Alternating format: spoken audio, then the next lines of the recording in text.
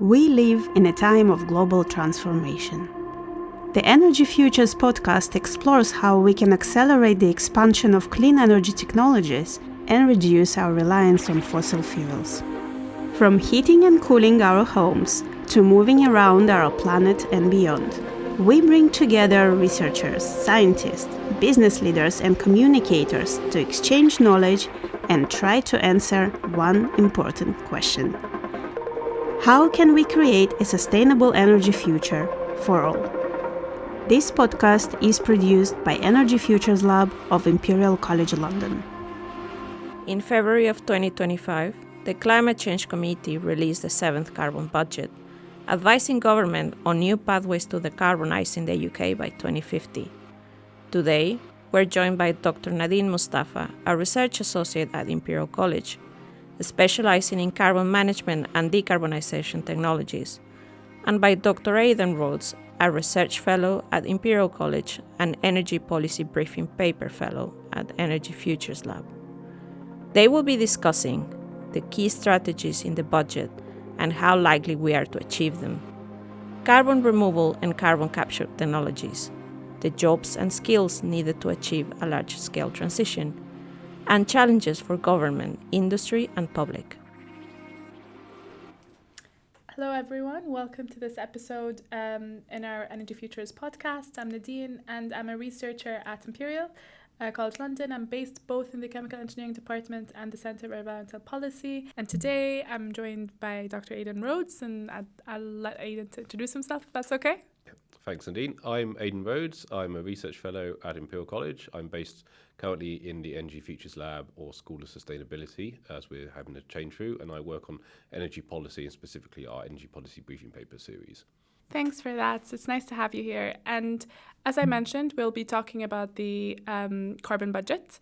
And so I think a good way to start is just ask, what is the carbon budget? So yes, the UK has a series of carbon budgets. So basically from our net zero target, everyone I'm sure is familiar with our net zero target, the idea that the UK will get to net zero carbon emissions, as in not completely zero carbon emissions, but any carbon emissions that we have will be offset by negative emissions by 2050.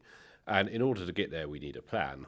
And the idea is the carbon budgets set that plan. So the carbon budgets are set in 5-year intervals, and they're set by an independent governmental body called the Committee for Climate Change, or the CCC.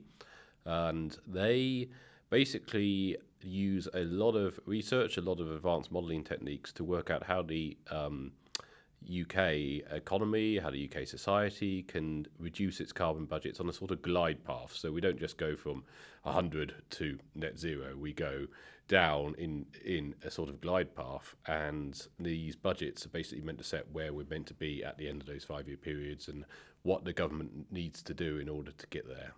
Yeah, and I guess we're having this episode because, just for some background, the 7th carbon budget came out a couple of months ago, and that basically supersedes the 6th carbon budget just by the name of it. And generally, the 7th carbon budget covers the 2038 up until 2042. And essentially, we're going to be talking a bit about what's happening within the 7th carbon budget. What do we anticipate is going to happen?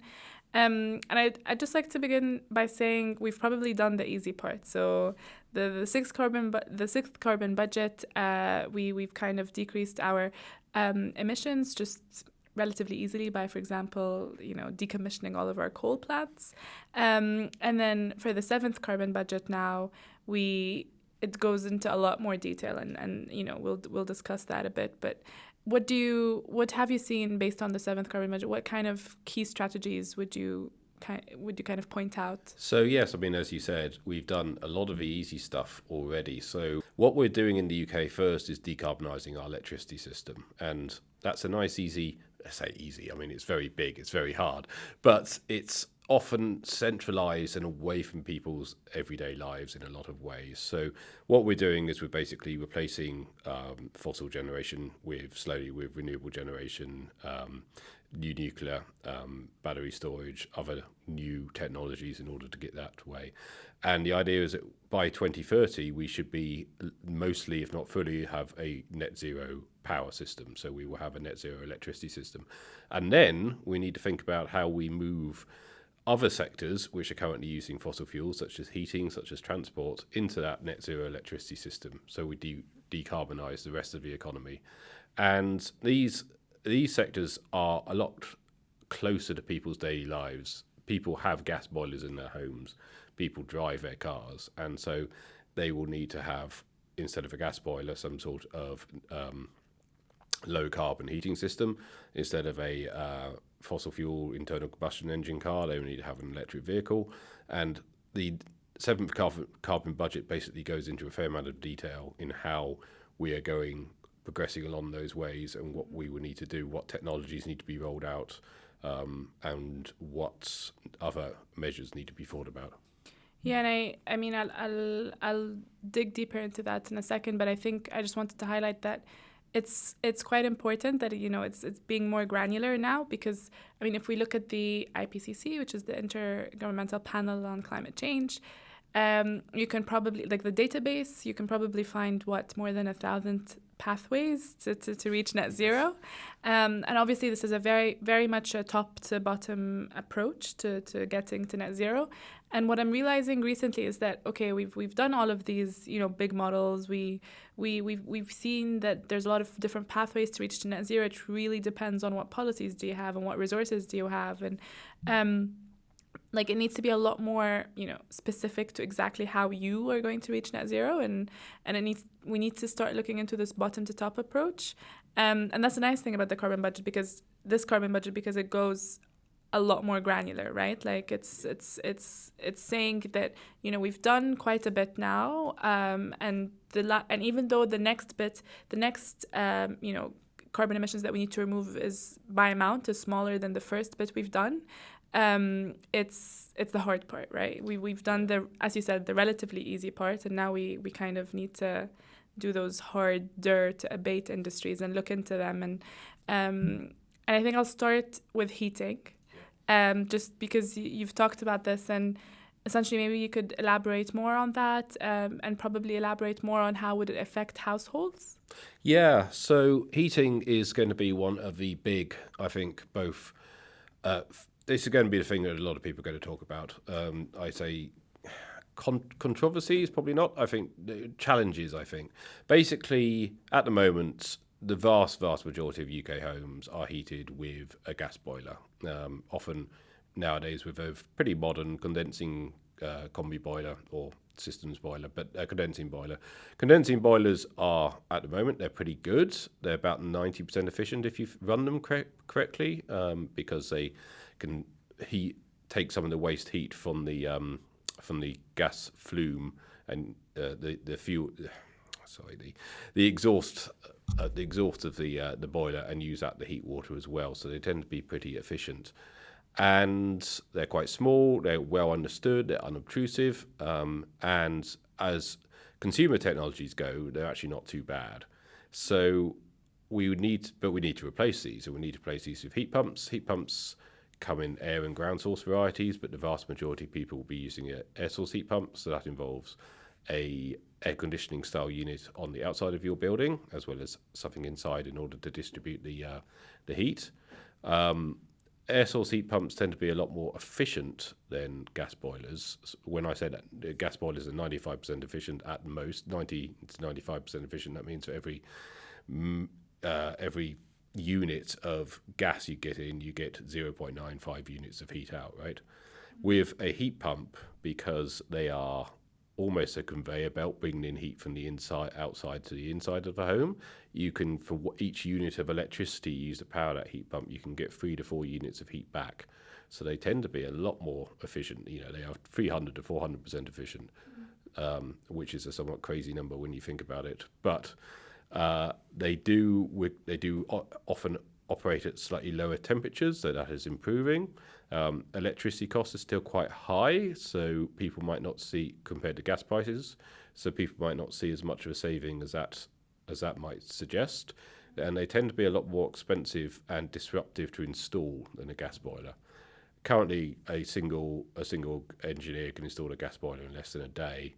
To retrofit a house for a heat pump, it would take a few engineers a few days in order to get that heat pump in. And obviously, we can improve on that, but it's expensive. There is a government grant, but even with a government grant, sometimes the heat pumps are more pricey. They're more disruptive. They're not as well understood technology by the consumers because they tend to take longer to heat up the house because they operate at lower operating temperatures, which means home insulation is important. And they have some challenges. They also have some major advantages. They work very well. They're very efficient, and they're very easy to maintain. They tend to have a longer lifetime, people think, than gas boilers. So that means you won't need to be replacing them as often. So in the long term, they will be better. But these high cost, high disruption issues are going to be ones that are going to need to be thought about when installing domestic heat. And when you were talking about efficiency, my next question was, this sounds too good, tell me the challenges. But I think we're seeing this a lot now, where a lot of the different technologies and the different things that we work on when it comes to, whether it's emissions reductions or removals, we've done a lot of research on it from a technical perspective. I've modeled all of this. We know how to do this specific technology. We've done it in the lab. We have a pilot scale plant and so on. And we're realizing very quickly that actually a lot of our work now, or a good chunk of the work now, is looking at it from a different perspective. So not just from an engineering perspective, like does it work from an engineering perspective, but also how will the public take this? What kind of policies do we need to make sure this works out? What kind of, how can governments help the rollout of these technologies? Because one of the things that I remember was mentioned in the 7th Carbon Budget, for example, is that we need a massive rollout of these things. We know we need them. We need them to roll out the way, mobile phones roll out. Like we need that kind of speed. And then that's where we need to start thinking about, okay, what can governments do to kind of incentivize this or motivate people to do this? And how can we, as the people that work with the technology, how can we make that easier? Yeah, no, this is a really big question. This is really, you're absolutely right. We've moved beyond the technical designs or the technological designs to the rolling out. And I think the 7th Carbon Budget makes this point very clearly, that the technologies we will be mostly using to decarbonise the net zero already exist today. They're already there, they're already mature, like large offshore wind, large solar farms, heat pumps, electric vehicles. We're already developing them. There isn't going to be a huge amount. There will be some contributions from technologies which haven't reached that sort of mature commercial stage. But the vast amount of heavy lifting to net zero will be done through technologies which exist, which are mature commercial technologies. So, as you say, the question is, how do we actually engage the public to roll it out? What is the story to tell? And I think this has been a big problem which we haven't really done. So we do have schemes like this, as I said, the £7,500 government grant for heat pumps. And we do have a lot of people thinking about things like reskilling, and I'm sure we'll talk about reskilling later, and other sort of work. But there's, I think, been a bit of a lack in really confronting the public and saying this is a really good thing, we should go for it. What's a good news story? What is the excitement that people should be facing when they're seeing these technologies? Because if that good news story isn't being told, it will be replaced by bad news stories and skeptics, and we've seen this a lot in the press. Heat pumps are bad, they cause these problems. Electric vehicles are bad, they cause these problems. Wind farms, solar farms are bad, they cause these problems. What we need is a real kind of, I guess, a sense of national mission, as it were. Like Britain always likes talking about national missions, the Blitz spirit, let's all get together and dig for victory, that kind of thing. And this is really a time for another sort of national mission, Yeah, no, I completely agree, and I think, as I said, like it's something new to think about. Like, how are we going to be engaging the public in this? We're beyond the technical part. I mean, we'll definitely need a lot more technical research. That's fine, but we need to start. We need to start learning by doing, and I think we need to move beyond just trying to optimize it in the lab for this extra 2%. And then, I mean, we talked a bit about the challenges from a demand perspective, or from a public perspective, but also from an industry perspective. I see that a lot of the time when we talk with industry, it's they're really interested in this. They're really trying to look into how to be more sustainable. But then also a lot of them, are a bit scared or wary, because they're we need long-term business models. We need government to kind of decrease our risk in investing in these things. And I mean, we see that with carbon capture and storage, right? It's the kind of thing that you would need to do a lot of, you need to put a chunk of upfront investment, and you wouldn't do that unless you see that, in 20 years' time, this is still worth it, because it's an investment. One, it's, upfront, you're paying a lot, and also this plant will exist for the next, 25, 30 years. And again, what I like about the 7th carbon budget is that it mentions that. It talks about the fact that, government needs to really, really start thinking about what kind of long-term business models they'll be able to provide. How are they going to be able to incentivize industry to adopt certain things, if that requires, any kind of tax incentives or financial incentives? And how can we be decreasing the risk that investors are taking? Because that's another thing, right? So I think I know we're talking about challenges, and we're kind of mentioning how it's going to, some of the challenges that the public has to go through. But also it's interesting that, there are challenges in the industry as well. It's not not just either or, and we need to kind of think about this collectively. We talk a lot about these hard to abate industries, and we've had a good example of this with steel manufacturing, where basically blast furnaces are used. They're incredibly carbon intensive. We want to move to electric arc furnaces, which are nowhere near as carbon intensive. Don't require as much workforce either, which is another problem, but also can't produce steel. They work on basically recycling steel to more steel. They can't produce steel from iron ore directly.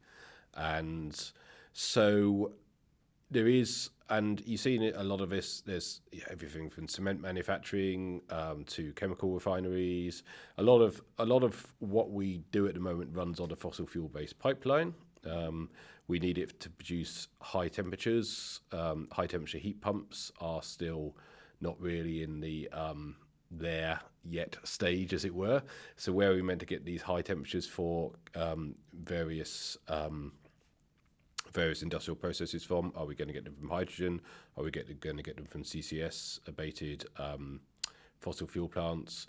And yes, as you're absolutely right, investors need certainty. They need to say, if I'm going to put money, and they are going to be quite expensive. The thing with carbon capture and storage is that it is inherently quite a lot less efficient than just sticking the carbon into the atmosphere, because you're going to use some of the energy you're generating to capture that carbon, transport that carbon, and stick that carbon somewhere. So it's going to be more expensive to run. It's going to be more expensive to build. Why would investors want to invest in it? And the idea is because there's carbon credits, there's other stuff. But are these markets mature enough to really push that large-scale transition over? Yeah, exactly. And I think, so, I mean, I do a lot of work on carbon capture and carbon removal. And what I think is happening is that carbon capture, you can go online, you can buy credits you can buy carbon credits. And I mean, the market is, maturing a lot now. But for example, when it first came out, we didn't really have methodologies. We didn't really have all these different quality assurance. Are we actually removing the CO2? And how much CO2 are you actually removing? But again, this is the kind of thing that started, 2 years ago, maybe? Carbon markets weren't such a huge thing, and suddenly it's everywhere, and there's all these startups and all these methodologies and registries, and there's a whole ecosystem now, and there's even insurance companies that are insuring your carbon credits. And there's a lot of talk about how are we going to be doing the carbon accounting for those carbon removal credits. How can we be sure that we're 100% removing CO2 from the atmosphere?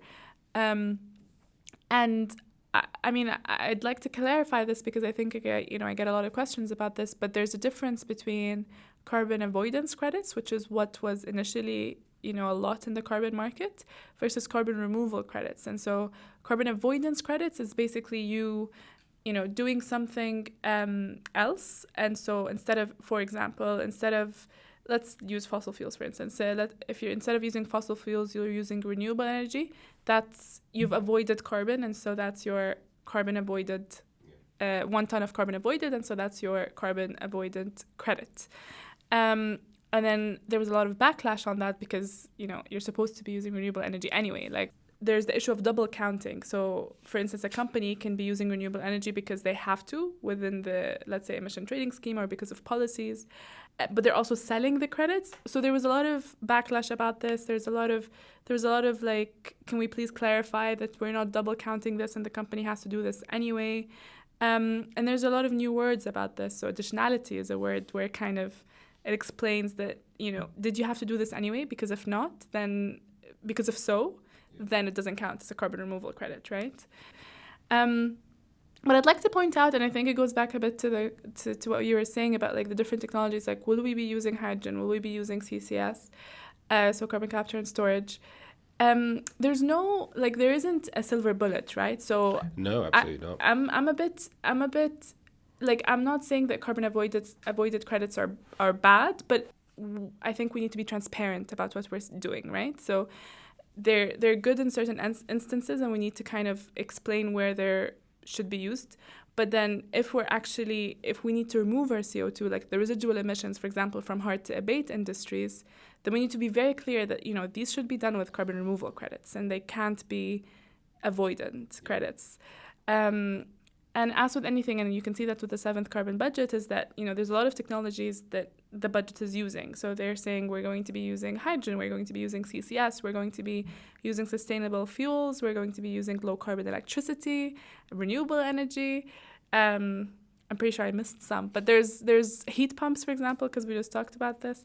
So yeah, there's no silver bullet, and I think goes back to my first comment where I was saying we really need to be granular about what we're doing and really do this bottom to top approach, like where can we be doing certain technologies and where we can't be doing certain technologies. No, absolutely. And I think this is a really important thing when we talk about the entire transition, low carbon transition as a whole.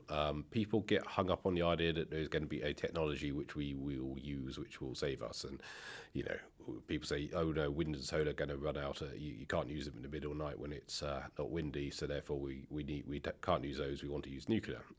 But then people go, well, nuclear is really expensive to build, takes ages to build, and you have to do something to waste. We can't use that. Let's use CCS. And then people say, well, CCS doesn't give you energy security because you still need to import the oil and gas from overseas, and also it's not very efficient, and also we're going to run out of oil and gas at some point, so let's use renewables. And you have, basically, there's all of these technologies are all part of a system. We're moving from what we call a sort of homogenous system where we use oil and gas in order to basically, and coal as well, of course, in order to do basically everything, to a system where we'll be using different technologies in different areas. So we, for example, will be using electric vehicles on the roads, but probably still using aviation fuels, but more sustainable aviation fuels for airplanes, because batteries on airplanes don't make sense. We'll be using renewable energy to power our homes, but for example, we may need hydrogen or CCS to power some of these hard to abate industrial areas because of their need for either carbon oxidation or for high temperatures, which you can't easily provide electricity wise. So you need to use all these technologies in different areas. We need to have some nuclear plants. We need to have a lot of offshore wind. We need to have a lot of solar. But we need all of this stuff. And we need to be going, basically, I think the carbon budget makes the real point that we need to be going on all cylinders, supply, demand, everything. All the technologies we could use best fit for where it needs to be. Yeah, and I think another interesting thing that the 7th carbon budget talks about, and again, I suspect that in the next budget we will talk about it a lot more, just kind of like, just for reference, for example, a lot of what we were talking about today, for instance, wasn't massively thought of in the 6th carbon budget. So the demand side of things, like how is the public going to be involved in this, like in terms of like heat pumps, for example, or electric vehicles, or decreasing aviation, wasn't something that was, granular in the sixth carbon budget. Another thing that wasn't granular was the carbon removal, for instance. What technologies will we be using? It was more that, we will be using carbon removal to finish our last kind of residual emissions. Make it to the net of net zero, yes. Yeah, but in this budget, for instance, there was a lot of, it was quite granular. We thought, they thought about it, where they said, we're going to be using this much, let's say, bioenergy with carbon capture and storage. We're going to need direct air capture, for instance, where we're taking, basically sucking the CO2 out of air right then and there. Which is much harder just because of the difference in concentration compared to, for example, doing carbon capture and storage from a cement plant, where the flue gas is 30% or 38% CO2 ish, compared to 400 parts per million in air, and trying to get that to 100% CO2 compressed is obviously a lot harder. Yeah, these are big chemical challenges. Yeah, exactly. But the interesting thing that is mentioned in this carbon budget, and I suspect we'll have a lot more detail on that in the next one, and a lot of research about it, is the adaptation part. So that the fact that, okay, we need to reach net zero, we need to acknowledge that we might have peaks, and we need to kind of make sure that whatever pathway we're going with, or whatever technologies we're building out and rolling out, they need to also be adaptive to the fact that we will inevitably have some climate change, right? We need to be realistic, right? There's a lot of research that's coming out about this. What will happen if we have to go through those peaks where we go above the 2 degrees Celsius that we're talking about, and then going down again? And trying to adapt to that is something I think is a research area that people are talking a lot about, talking more about now. It's a real question. And when we talk about agriculture, for example, the UK has not had a great couple of years for agriculture. Indeed, neither has Europe as a whole. We've had huge amounts of droughts. We've had a large amount of rain at the same time. So instead of the lovely continuous drizzle, which England is very well known for, we've, over the last couple of years, had intense downpours followed by nothing for a while, and that kind of rain, for example, is really bad for farming because it just runs off, it disappears, and it still leaves the ground quite dry, whereas a nice wettening drizzle gives us the green and pleasant land which Britain is known for. So we are seeing these change of waving patterns, and you can talk to a farmer and they're very aware of it. They've had potatoes rotting in the fields, and they've had crops which they've lost due to drought, and the situation's been even worse on the continent, where heat waves have hit, for example, the Spanish tomato crop and olive oil, for example. Olive oil prices have gone up. You may well have noticed that orange juice prices have doubled.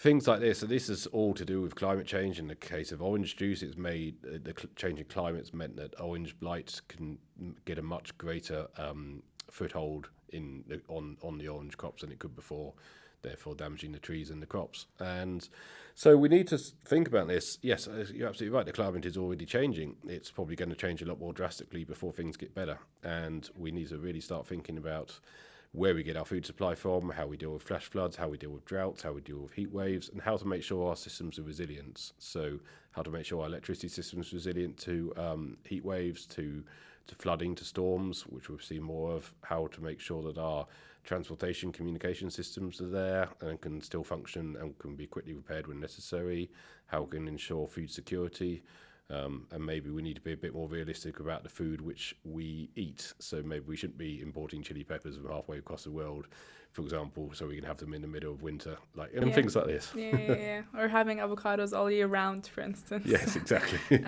Which is something that actually is touched upon in the 7th carbon budget, the dietary requirements, and kind of, how we need to be more realistic about this, and how to reach net zero, we really need to start thinking about, for example, our meat consumption, and how we can, by decreasing that, we could potentially free up land to do other things like carbon removal, for instance. But I think we've already touched upon this, but I do want to ask, and I have some in my mind that I want to highlight, but what challenges do you think the UK is facing to kind of reach net zero? I think, which challenges aren't we facing at a big question moment? Yes, it's an incredibly challenging thing. I think we start by saying the progress we made has been quite extraordinary, actually. When I first started working in the energy sector, looking at sustainable energy back in 2008, Tony Blair, Gordon Brown at the time it would have been. Anyway, the government at the time had basically said, we're not going to have 10% of renewable energy by 2020. We're going to go for 20%. And I went, oh, God, that looks really, really difficult. That would be a massive change for where we were. As it turns out, we comfortably met that challenge. And now we've often getting days where we're getting over 50, 60% renewable energy on the system. Today may be, for example, one of those days. So we've done a lot. We've done a lot very quickly. We've got our average carbon intensity down significantly since from 1990 levels. There's a lot to be proud of. But now we are getting to the difficult part. So we need to finish decarbonising the energy system. By 2035, every single car will be sold, the idea will be battery electric. I think the carbon budget says 85 to 90% be battery electric by 2030. So that at the moment it's about 1 in 5, I think, new cars sold are battery electric vehicles, and we're seeing about an 8% change in that year on year since last year. So that needs to be at least 11-12% change, which is higher than most countries are doing at the moment. So that will need to change quickly. Those cars will need to come down in cost, and those charging points will need to expand. We need to install something along the line of 600,000 heat pumps a year, and I think we're installing about 25,000 so far. We need to stick an awful lot more generation on the system: solar plants, wind farms, other forms of microgeneration, battery storage, and the grid at the moment is suffering with connection times in the 2030s for a lot of these systems. As well as that, if we want to use electric vehicles, we need to roll out an awful lot more high throughput electric vehicle chargers, and those require a large amount of grid hardening, which means that they will be slow to roll out. We need to speed up the quickness on that.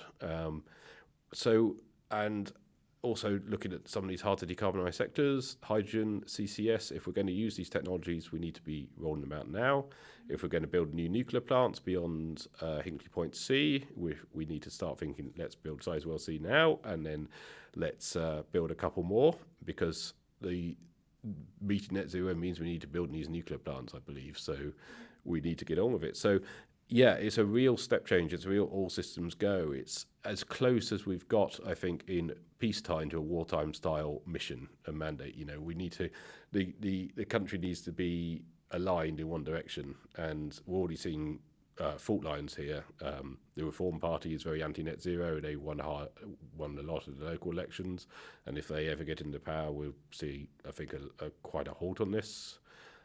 We're getting international issues like the US stepping away from climate change and climate change stuff, and the obvious blowback from that, in terms of also things like capacity, construction, people needed.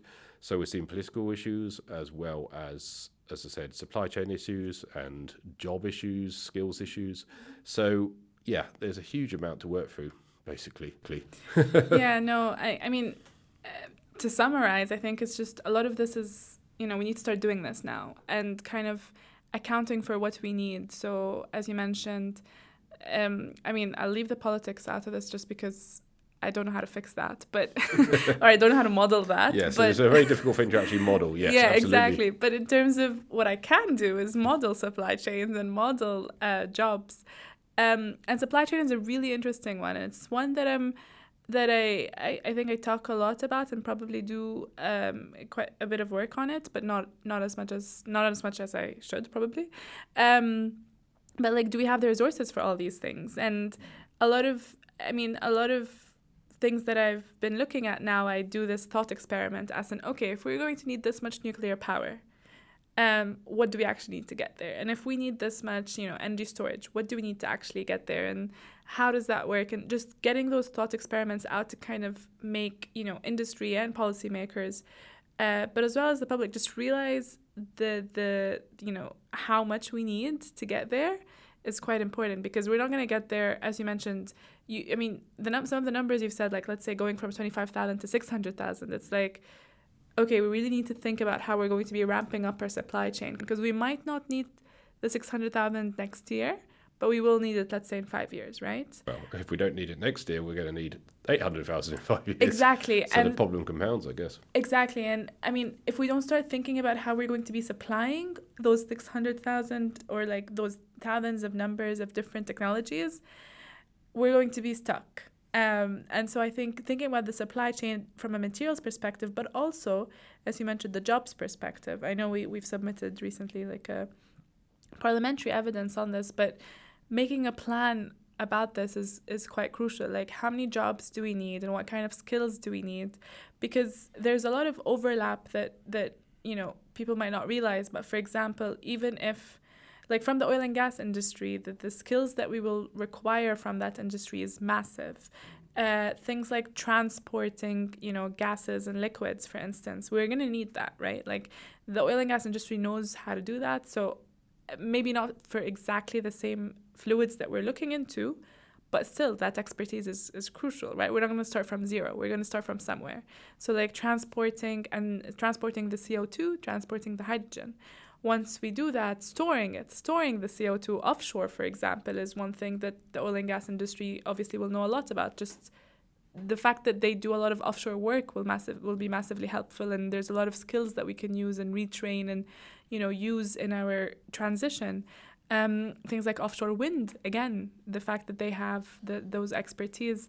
But also like industrial heating and so on, and all of that is the kind of thing that oil and gas industry, for example, has a lot of skills that we can be using. And I mean, I'm only using the oil and gas industry as an example, but generally speaking, we need to have this plan about what skills do we need, what do we have, how can we make sure that we're retraining and repurposing and reskilling in the right way to meet our targets. And also, I think we talked about this a bit in our nuclear power paper, where we haven't done nuclear power for a while, for some decades, and so we're going to be losing a lot of skills and a lot of knowledge if we don't make sure that we maintain that knowledge within the value chain, right? Yeah, absolutely. And I think is a really complicated, multifaceted problem. You're absolutely right. For example, in nuclear power, until we started building Hinkley Point C, the last nuclear power station was built in Sizewell B in the late 80s, early 90s. So a lot of the people who worked on that project will be close to retirement now. I was going to ask, I mean, how do you think just practically we can retrain these people? Do we need to set up new colleges, or is there a way that we can train them on the job? Like this has always been the question, the sort of practical question. There's a lot of people, obviously, which are coming to the end of their oil and gas careers. If we're going to be shrinking the oil and gas sector, how do we transfer them over in a way which I guess means that they don't need to move halfway across the country, so they can carry on doing their work there, so they don't break up their communities? And how do we actually, I guess, what would the process look like? Is there any idea? Yeah, I mean, the short answer is I don't know, because it's something that, we need to start modeling. So, the really good question is the fact that what you mentioned, in the sense of how are we going to be moving those skills around and where do we need it? And I mean, for example, just to use kind of like a twin of that problem is, for instance, matching the supply and demand of the electricity. For example, across the UK is a problem, right? And it's probably the same thing with jobs. Like matching the supply and demand of different jobs in different areas is something that we need to start thinking about. And so, we need to start thinking about it. We need to model it. Like, what's our supply like? Where? What kind of skills do we have? Doing that plan is quite important. And I think this goes back to basically how we started this episode in talking about how important granularity is. So we've done a lot of these pathways and bird view level models and plans of how to reach net zero, but now we really need to start doing this bottom to top approach thing. So like get the data, get the supply that we have, whether it's in terms of skills or, for example, resources, and see what can we be doing to basically reach net zero, and how are we going to do that? What kind of industries are harder to abate? I mean, we know what industries are harder to abate, but for example, when it comes to hard to abate industries, we need to think about the decentralized approach and the centralized approach, because some plants, for example, we have those industrial clusters, but we also have emissions that are not within the industrial clusters. So how are we going to be doing that? How are we going to be tackling that? Yeah, and I think the next 5 years are going to be crucial for this. So I know the carbon budget is between 2038 and 2042, but the groundwork we need to be doing now in order to reach it, because the previous carbon budget was between 2033 and 2038. The previous carbon budget between that is obviously between 2028 and 2032. And we're already on we need to be in the position by 2038 in order to meet these things. And if you look at the CCC's analyses, as I said, there's a huge amount of work we need to do in terms of having heat pumps installed in most houses. I think about half of houses they suggested by then. Have a huge amount of electric vehicles on the streets, already encouraging all the attendant infrastructure, have this hydrogen and CCS infrastructure. This is going to require quite a lot of money. And so I think the CCC is absolutely correct when it says that at the end of it, this will be costing us less. And I think that's the important thing. We are going through a transition, but the transition is between a relatively, we know a very high price of electricity, because our electricity tends to be mostly gas following because of the market. So when gas prices are high, as they are at the moment, due to several geopolitical factors, our electricity price is high. When we've moved towards a net zero system, most of the time wind and solar and nuclear power will be setting those prices, and that means that the prices will be a lot lower, because the capital costs of these plants are high, but the variable running costs are very low, because they don't need to buy fuel. And nuclear does, but it's obviously a lot more long-lasting. And so that's great, but the capital investment, the upfront investment, is the expensive part. And it's a bit like, I'm going to buy a new fridge, and that new fridge is going to cost me money, but it's going to save me money on the long term, because it's so much more efficient than my old fridge. But you still need the money up front in order to do this. And at the moment, money is relatively tight in the UK. And so we need to be able to do this as efficiently and economically as possible. But that money is going to need to be spent in the next few years, or at least some of that money need to be spent, and we need to basically be prepared to do so. Yeah, and I think that also kind of goes back to what we said about the long-term business models, because you can then start attracting the private funding into this. So you're not, ideally you're not supposed to kind of just depend on government funding to do all of this, right? But if we have those long-term business models and minimizing the risks for investors, we can actually get a flow of private sector funding into this. Especially if they're going to see the returns in the long run, right? And which is kind of what we're talking about. Yes, absolutely. If you look at China, for example, they are busily moving towards an electrified model. People talk about how much coal plants they're building, but a lot of the new coal plants they're building are there to provide backup to their absolutely massive deployments of wind and solar and new nuclear plants, which are designed to fuel their electric vehicles, which now more than half of the cars sold in China, new cars, are electric vehicles. They have always used electric heating in a lot of places. Their industries moving towards electrification, and they're doing this partially for energy security, partially because of air pollution issues, but also partially because of climate change issues. And they are moving towards this in a very integrated, government-led way, but with a fair amount of private sector funding, with the idea of being the major exporter of these technologies in the next century. So while strong government lead is needed, and the private sector investors would absolutely come if they know this is the way Britain is going to go, they will pay for it. So basically, government certainty is the important thing, and government certainty is not just we're going this direction, but we're going this direction in this way with these plans, and this is what we need from you to do it. And we're seeing this actually in the energy sector, in the electricity sector, where the government said we're going to have clean power by 2030. That's our plan. We need this from the private sector, and by and large, the private sector is beginning to step up to that challenge. Yeah, I was actually going to mention, for example, solar panels were not. I mean, now they're so cheap, but they weren't that way. No. It wasn't like that at all. And so I think that's a good note to end this episode, where we can be a bit optimistic, but also kind of putting it out there what we need to do. So optimistic in the sense of we've done a lot. We need to acknowledge that, which is really good. But what we need to do is be more granular with timescale. So really have a plan of how we're going to be doing it. What do we need from the private sector? What do we need from the public, for instance, to do this? And how are we going to be collaborating, because this is a global challenge, right? Like we're going to be everyone needs to be on board. We need to, as you mentioned, we can't halt this in the middle. Like it really needs to be this driven mission where we don't stop until we get there. And on an optimistic note that, if we do that, it will actually be better for us in the future in terms of not just from an environmental perspective, that's obvious, but also from a cost perspective. It actually does mean that in the end, we're saving money and there is economic incentives for it. Yeah, absolutely. Not just from a climate change perspective, not just from an economic perspective, but also just from a quality of life perspective. A lot less pollution around, a lot less air pollution, less sewage in our rivers, more, less environmental degradation, just basically a better place to live. And, the challenges are great, but I think the rewards are even greater. So, let's hope for the best. Let's hope so. On that note, thank you so much, Aidan, for joining me today. I hope we've kind of explained what the carbon budget is and, what kind of challenges and what we're going to be going through in the next decade or so. Thank you. Thank you. Thank you for tuning in to the Energy Futures podcast.